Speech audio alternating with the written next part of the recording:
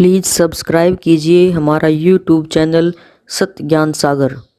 जब तक हम सत्संग में नहीं आते हम गोबर के भूंड हैं। आपने देखा होगा काले काले भूंड होते हैं, मोटे मोटे, इसे मोटे मोटे। खेतों में पशु गोबर कर देते थे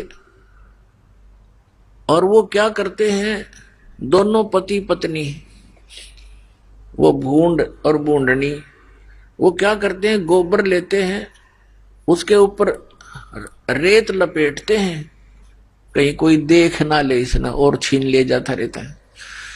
और फिर उनको धक्का धक्का के उसने अपने बिल में ठोक लेते हैं, सुरक्षित संग्रह करते हैं, कदे कहीं फिर मिल रहा है कोई ना यो गोबर है। और जब उसको लेकर चलते हैं उस गोली के ऊपर का कदे ऊपर पड़े कदे तले पड़े, और उसको ढोते ढोते मनमाने किसी पशु के पैर के नीचे आके उनका दोनों का कचूमर निकल जाता है। सारा जीवन खो दिया गोबर इकट्ठा करने में, 1 मिनट में मर गया, गोबर खा भी ना सके वे। तो ऐसे ही परमात्मा ने कहा ये माया पुजारी जीव है, ये कलयुग के लोग, और इनको ये भोग भी नहीं सके, इनको यही भी होग। और एक भूंड यानी भौरा, वो भी भूंड होता है, वो जाता था बाग में, उसने देखा कि ये दोनों मेरे सजाती मित्र पति पत्नी सारा दिन ये इस काम में लगे रहते हैं, सारा जीवन व्यर्थ कर देते हैं, और ये गोबर धरा धरा रह जाता है, ये मर जाते हैं। उनसे समझाने की चेष्टा की कि भाई मेरे साथ बाग में चला करो, वहां बड़े आनंद है, अच्छा आहार है, बड़े फल लगे हैं, सुगंधित फूल हैं।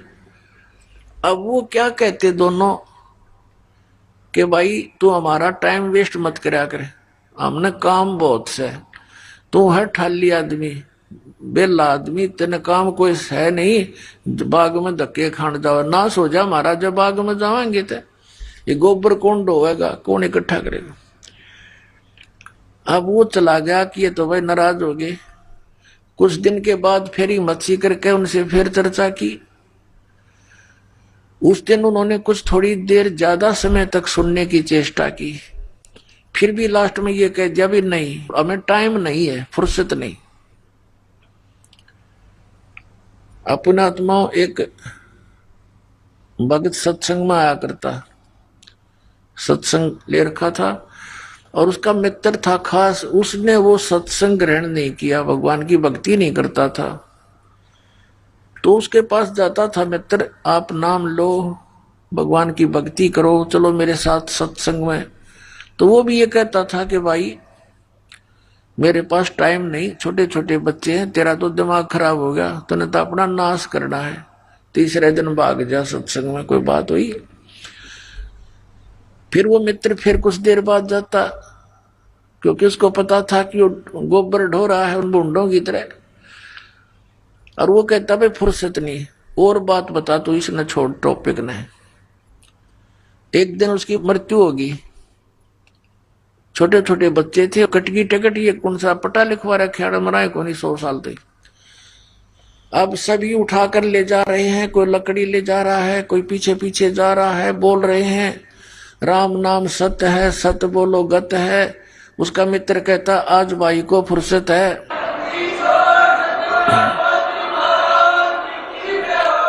वो कहते हैं राम नाम सत्य है, सत्य बोले गत है, और वो कहता है आज इसको फुर्सत है। अब दूसरे कहते हैं अरे ठीक बोल ले आज तो तू, इनका चोट लग रही है। उसने कहा तो इससे ठीक मैं बोल भी नहीं सकता, इससे ठीक और क्या बोलूं, आज इसने पूरी फुर्सत होगी, जब तक इसने 1-2 दिन का टाइम नहीं था मेरे साथ चलने का, अरे भी हो गया कति काम तय। तो पुण्यात्माओं इन बातों को गहराई से सोचना पड़ेगा आपने। ये कोई डूम बाट के गीत नहीं है, महापुरुषों के दिए हुए एग्जाम्पल है, महापुरुषों के बताए हुआ ज्ञान है, हम बालक हैं, और उन महापुरुषों की बातों पर हमने कदम से कदम मिलाकर आगे चलना पड़ेगा, जब हम सफल हो सकते हैं। हम तो जीव संज्ञा में हैं, हमें क्या पता, हम आप अपनी सोच से सब लगे हुए। उधर से एक दिन फिर वो भूंड उनके पास आ गया। अब वो दोनों छोड़ के उस गोली ने, वो गोबर की ने बैठ गए। वो कहने लगे भाई एक बात बता, आप यहाँ आते हो ना, चर्चा करते हो बाग की, तो हमें आनंद बहुत आता है, और आपके अंदर से महक आने लगी हमें। अब एक दिन उस बूंद ने हिम्मत सी करी कि भाई मेरे दो टाइम तो है थोड़ा, पर एक दिन चलूंगा तेरे साथ। तो उस बावरे ने कहा भी तेरा आके मैं गोबर इकट्ठा करवा दूंगा, तेरी मदद करा दूंगा, जो यू कम रह गया था, तो चल पड़े मेरे साथ। इस बात से वो प्रसन्न हो गया बूंद, अगले भाई काम तो यू करवाई देगा मेरा आके ने, चल मैं चलता हूं। चल पड़ा। अब जाके देखा वहां पर महक फूलों की। अब कभी तो उस फूल पर बैठे, कभी उस फूल पर बैठे, अरे एक फूल पर ऐसा बैठा उठे को नहीं, और रात्रि में फिर शाम के समय वो फूल बंद हो गया, अंदर रुक गया वो। अब भौरे ने पता था उसको कि सुबह पाओगा यहीं पर बैठा, सुबह फूल खुलेगा। तो वो सुबह गया भौरा, तो उस क्या देखा उसने कि वो फूल के ऊपर बैठा, वो फूल तोड़ लिया किसी ने, फूल बेचने वाले ने, वो ले लिया किसी पूजा पाठ करनी ने, वो उसने मंदिर में चढ़ा दिया। मंदिर तो फिर पानी में विसर्जन कर देते हैं, जल में पूजा किए हुए फूलों को, वो फिर दरिया में गिर दिया, गंगा में। कानो कानो फूल बहता हुआ जा रहा है, धूप लगने से वो खिल गया।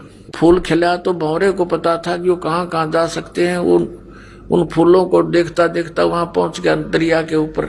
वो बूंद बैठा उसका ऊपर।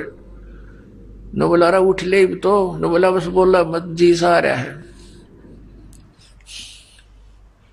तो उसने कहा निकला ही तो डूबेगा पानी में। जब वो उठा तो उसने कहा भाई मैंने तो सारा जीवन खो दिया, वो गोबर इकट्ठा कर करके, और सारी सुविधाएं हैं। तो परमात्मा कहते हैं कि इस प्रकार जो परमात्मा से दूर प्राणी है, इस माया के जोड़ में लग रहे हैं संतों को, वो गोबर के बूंद दिखाई देते हैं। ये सत्कर मान लेना पुण्यात्मा।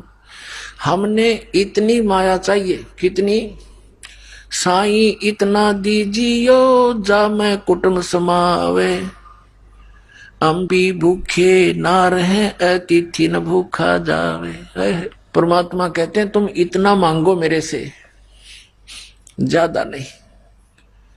अपने आत्माओं अतिथि ना भूखा जावे, और जिसमें कुटुंब समावे। कुटुंब समान का अर्थ है रिक्वायरमेंट ऑफ फैमिली, परिवार की आवश्यकताएं पूरी हो। आया अतिथि भूखा ना जावे। इससे अधिक धन अगर हम मांगते हैं तो फिर हम भक्त नहीं। और पुण्यात्माओं परमेश्वर कहते हैं कर पे कारण कौन है, कर सेवा निकाम, और मन इच्छा फल दूंगा, जो पड़े जनिते काम।